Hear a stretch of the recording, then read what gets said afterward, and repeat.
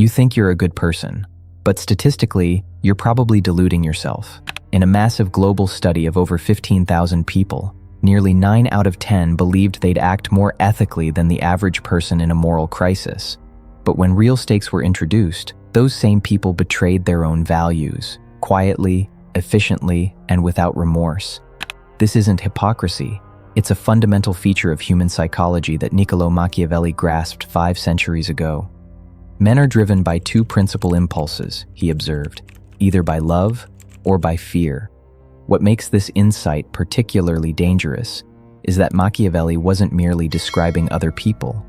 He was describing all of us, including those who believe they've risen above such base motivations. The 7 patterns I'm about to explore aren't random misconceptions. They're sophisticated psychological defense mechanisms that shield us from uncomfortable truths about human nature. Each serves a vital function. They help us feel noble, rational, and secure. However, they can also leave us vulnerable to manipulation while blinding us to our own capacity for self-deception. Machiavelli didn't despise humanity for these tendencies. He simply refused to pretend they didn't exist. Today, modern psychology has validated many of his observations through rigorous research. The real question isn't whether understanding these patterns breeds cynicism.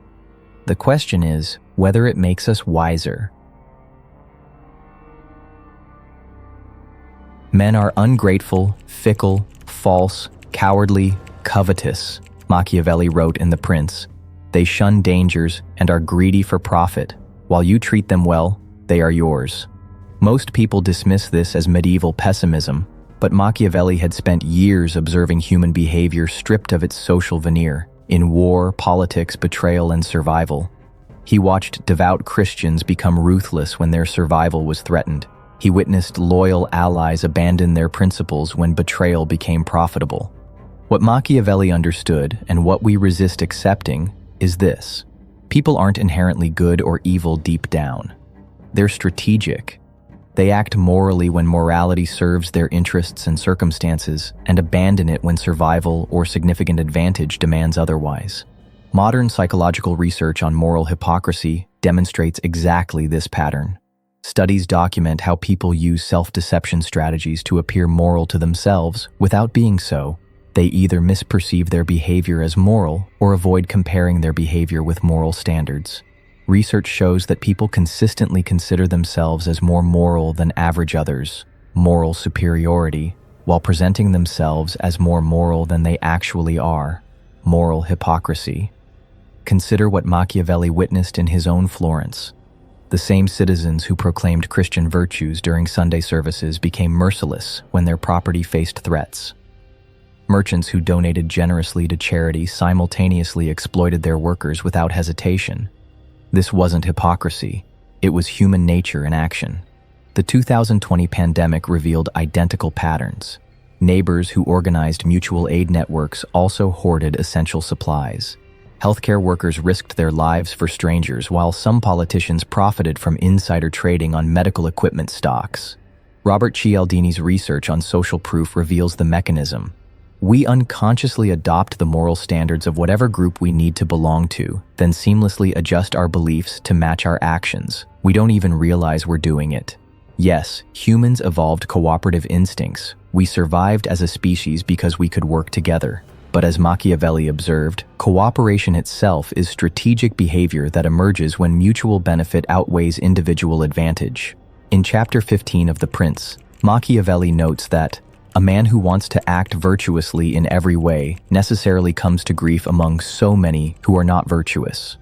He understood that rigid moral purity often becomes a luxury available only to those whose virtue hasn't been seriously tested by circumstances that force them to choose between survival and principles. This is what Machiavelli called the gap between how one lives and how one should live. We create beautiful stories about human nature because the truth, that morality is conditional, threatens our need to believe the world makes sense. Understanding this reality means recognizing that people's behavior will be heavily influenced by incentives, consequences, and social pressures. Once you stop expecting inherent goodness and start understanding practical motivation, you become significantly harder to manipulate and much better at designing systems that encourage the behavior you actually want to see. A prince must learn how not to be good and use this knowledge when necessary, Machiavelli observed. This wasn't instruction on becoming evil, it was recognition that the skills required to gain and maintain power are fundamentally different from the virtues we claim to value in leaders. Machiavelli had watched the Medici family dominate Florence through strategic marriages, calculated violence, and masterful public relations. They weren't serving the people, they were managing them while serving themselves. The genius was making their self-interest look like public service. Today's most successful leaders follow the same playbook. The revolving door between government and industry perfectly illustrates this. Former FDA officials join pharmaceutical companies. Former defense officials work for weapons contractors. Former financial regulators take jobs at banks they once oversaw. But here's a more contemporary example: social media platform optimization. Frances Haugen's testimony revealed that Facebook's algorithms optimize for engagement rather than user well-being, with the company's own research showing that content that is hateful, divisive, and polarizing is easier to inspire reactions from users. Platform executives genuinely believe they're connecting people and democratizing information, yet the same algorithm that creates community also amplifies division, spreads misinformation, and exploits psychological vulnerabilities. Because engagement, not well-being, drives revenue. In Chapter 15 of The Prince, Machiavelli explicitly warns against the dangerous delusion that leaders can be held to the same moral standards as private citizens. He who neglects what is done for what ought to be done sooner affects his ruin than his preservation. The psychological tool that makes this possible? Motivated reasoning.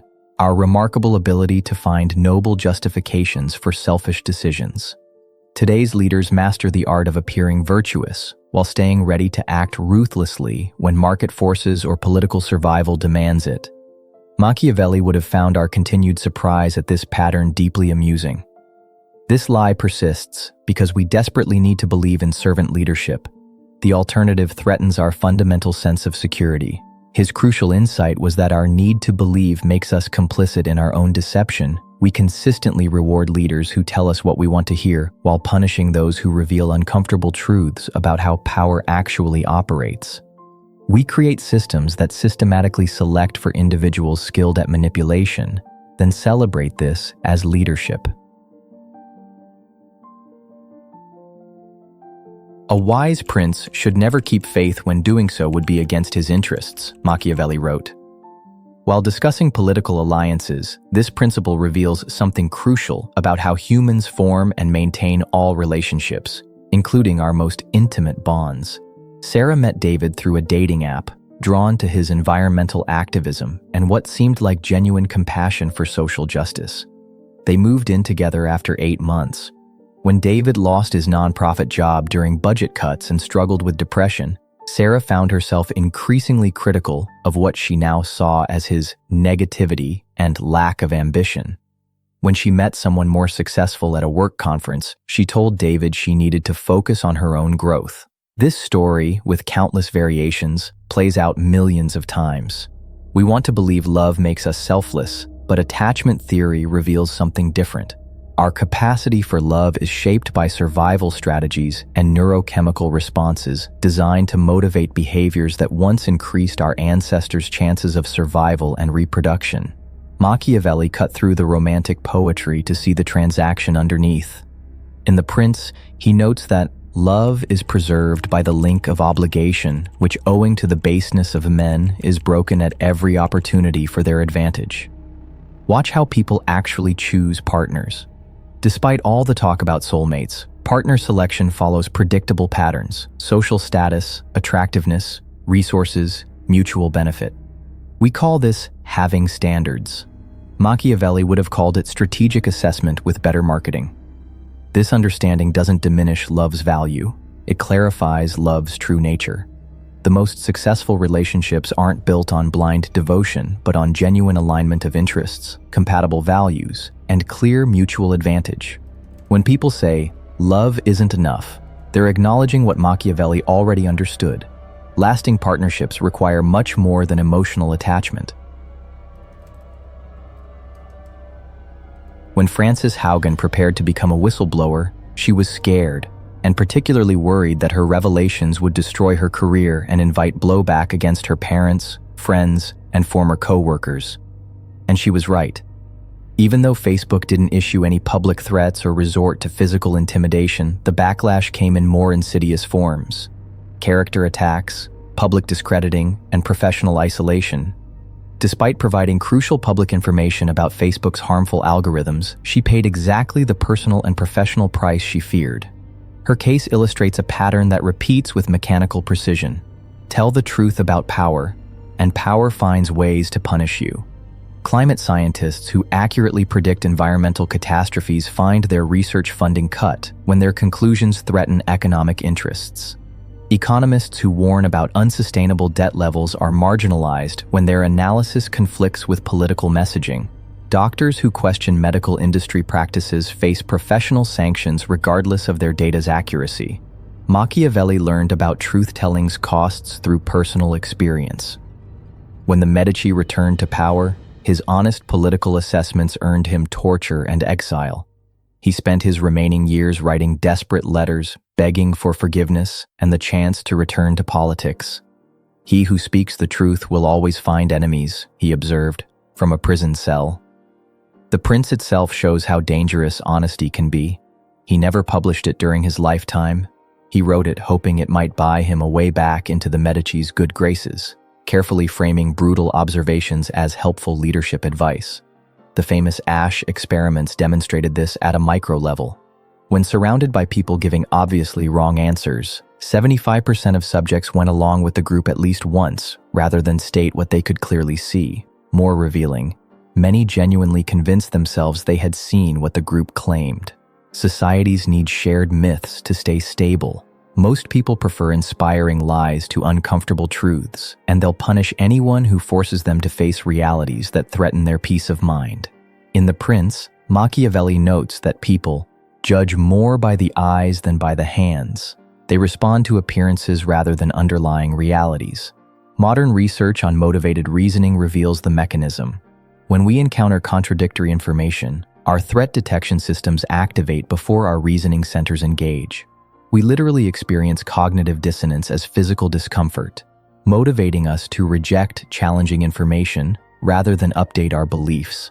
The strategic insight isn't to abandon honesty, it's to understand that truth-telling carries social costs. Machiavelli practiced this by writing honestly in private while maintaining diplomatic discretion in public, a distinction that proved crucial for both effectiveness and survival. I believe that it is probably true that fortune is the arbiter of half the things we do, Machiavelli wrote, leaving the other half or so to be controlled by ourselves. Here's an example that illustrates Machiavelli's insight with brutal clarity. Take Bill Gates. He's praised for dropping out of Harvard in 1975 to build Microsoft. A bold visionary move, we're told. But look closer. He went to one of the few high schools with computer access, came from a wealthy family that could afford the risk, and happened to be perfectly positioned when IBM needed an operating system. Gates was smart, yes, but thousands of others were just as talented. What set him apart wasn't just merit, it was timing, privilege, connections, and luck. The myth hides the machinery. The 2008 financial crisis provides an even starker illustration. Hedge fund managers who shorted the housing market became billionaires and wrote books about their prescient analysis. But investigation reveals that most were making high-risk contrarian bets across multiple markets. They just happened to be catastrophically wrong about everything except real estate. Their genius was actually one successful gamble among many failures, amplified by massive leverage and perfect timing. Machiavelli had witnessed incompetent leaders stumble into victories through favorable circumstances, while brilliant strategists suffered defeats due to events beyond their control. He understood that meaningful success requires both virtù, skill and strategic thinking, and fortuna, luck, timing, favorable circumstances. Modern research validates this with startling precision, yet we resist acknowledging luck's role because it threatens our sense of control and justice. Machiavelli's approach would be comprehensive. Work diligently to develop genuine capabilities while simultaneously positioning yourself to benefit when fortune turns favorable. This perspective creates both humility about achievements and resilience in the face of setbacks. It also suggests focusing on processes you can control rather than outcomes that depend heavily on factors beyond your influence. Before I explain this pattern, notice how you're processing this content right now. Are you agreeing with points that confirm things you already suspected? Are you rejecting ideas that threaten beliefs you're invested in? Are you thinking about how these insights might make you seem more sophisticated than people who still believe the lies I'm exposing? If any of this rings true, you're demonstrating exactly what Machiavelli meant when he wrote, "He who builds on the people builds on mud." Even when we believe we're engaging in independent critical thinking, we're usually following predictable psychological patterns. Social media algorithms provide a perfect modern example. We think we're curating our own information diets, but recommendation systems subtly guide us toward content that confirms existing beliefs while making us feel intellectually superior. The same mechanism that makes us feel informed and independent actually makes us more predictable and easier to influence. Consider how political campaigns exploit this dynamic. They don't try to change voters' fundamental beliefs. Instead, they identify what each demographic group already wants to believe about themselves: freedom-loving, compassionate, traditional, progressive, practical, principled, and then frame their candidate as the embodiment of those values. Voters feel like they're making independent choices based on careful evaluation, while actually responding to sophisticated psychological profiling. Social proof influences even people who pride themselves on intellectual independence. Cialdini's research demonstrates that we're significantly more likely to adopt opinions held by people we admire, even when those opinions fall completely outside their area of expertise. We're influenced both by the sheer number of people holding a position and by the social consequences we anticipate from agreeing or disagreeing. Research on self-serving bias reveals that people self-servingly inflate the moral value of randomly assigned personality traits they believe they possess, and even judge other people who share those same traits as more moral, warm, and competent than those who do not. The spiral of silence theory explains why truly independent thinking remains rare and socially costly. People instinctively sense which opinions are gaining or losing social acceptance and adjust their public expressions accordingly. Over time, they often convince themselves that their socially safe positions represent their authentic beliefs. Machiavelli understood that people resist ideas challenging their existing beliefs, even when demonstrably false. In Chapter 6 of The Prince, he notes that there is nothing more difficult to carry out nor more doubtful of success than to initiate a new order of things. This resistance isn't intellectual, it's psychological and social. People need to maintain their sense of belonging and identity as rational, moral individuals. His key insight goes deeper. Recognizing these influences doesn't automatically free you from them. True independence requires constantly questioning not just popular opinions, but your own motivations for holding them. Machiavelli practiced this discipline himself by writing private analyses that often contradicted public positions he took for political survival. He understood the crucial difference between what you think privately and what you can afford to express publicly. Stanley Milgram expected that perhaps 1% of subjects would deliver dangerous electric shocks to strangers in his obedience experiments. Instead, 65% of ordinary Americans delivered shocks they genuinely believed could be fatal, simply because a researcher told them to continue. Most described themselves as compassionate people who were horrified by their actions, yet had been unable to stop themselves in the moment. But consider a more contemporary example. During 2020's lockdowns, many people who considered themselves community-minded violated safety guidelines when it served their interests, attending family gatherings, traveling for vacation, or hosting social events, while publicly condemning others for identical behavior. Jonathan Haidt's research reveals that moral reasoning is usually post hoc justification for decisions we've already made based on intuition, emotion, and self-interest. We don't carefully weigh ethical principles and then act accordingly. We act based on immediate psychological impulses and then construct moral arguments afterward. Machiavelli observed religious leaders ordering massacres in the name of salvation, democratic citizens supporting brutal policies in the name of freedom, and loving parents controlling their children's lives in the name of protection. He understood that people create moral rules they genuinely believe in, then abandon them when following those rules becomes too costly. Your goodness, like everyone's, is more conditional than comfortable to acknowledge. You act morally when it's convenient, safe, and socially rewarded. The danger isn't in being capable of moral compromise, it's in being unaware of that capacity. Understanding this reality makes you more likely to create systems and make choices that account for moral failure. Instead of assuming good intentions automatically produce good outcomes, you can plan for the reality that behavior is significantly influenced by circumstances, pressure, and immediate self-interest.